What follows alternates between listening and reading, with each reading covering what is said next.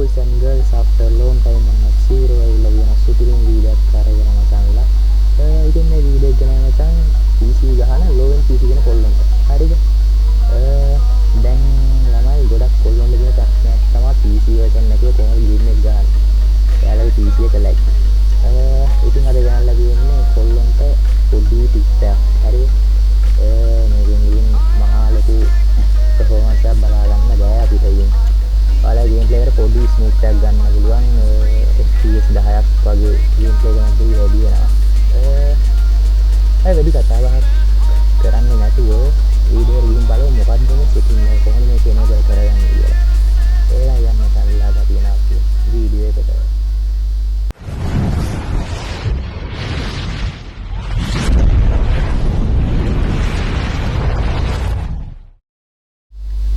හරි බොයිස් ඉතින් අද මම ඔයාලට කියලා දෙන්නම් මචංලා මම මෙතන ඩිස්ප්ලේ වල මෙන්න මේ 144 fps අන්ලොක් කරන විදිය මචං. ඉතින් මේක කරන්න මහ ලොකු දෙයක් කරන්න නෑ මේකට.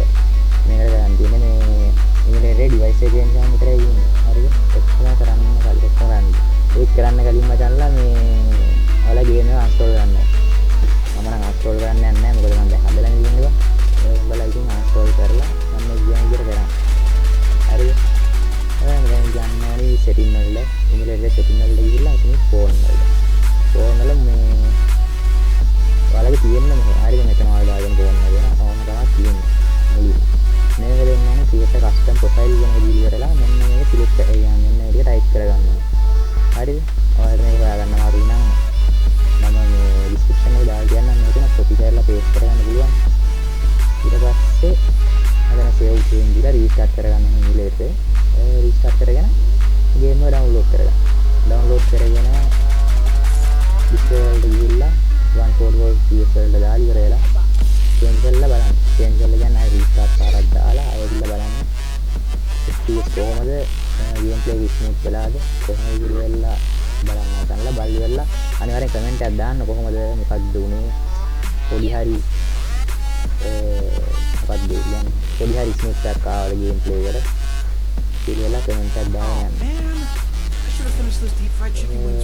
අද රොත්තරේම දැන් ඉතින් කියන්න තියෙන වැඩි දෙයක් නෑ. ඉස්සරහට මම වීඩියෝ ගේම් ඉදාගෙන ඉන්නවා. බලමු ඉතින්.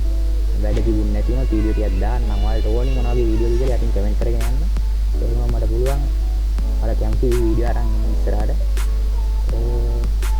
එහෙනම් ඉතින් මම ගිහින් එන්නම් අදට ඉතින්. ආයෙ කතා කරන්න දෙයක් නෑ නේද? අනේ පරිස්සමෙන් බයි බයි සෙට් එකටම.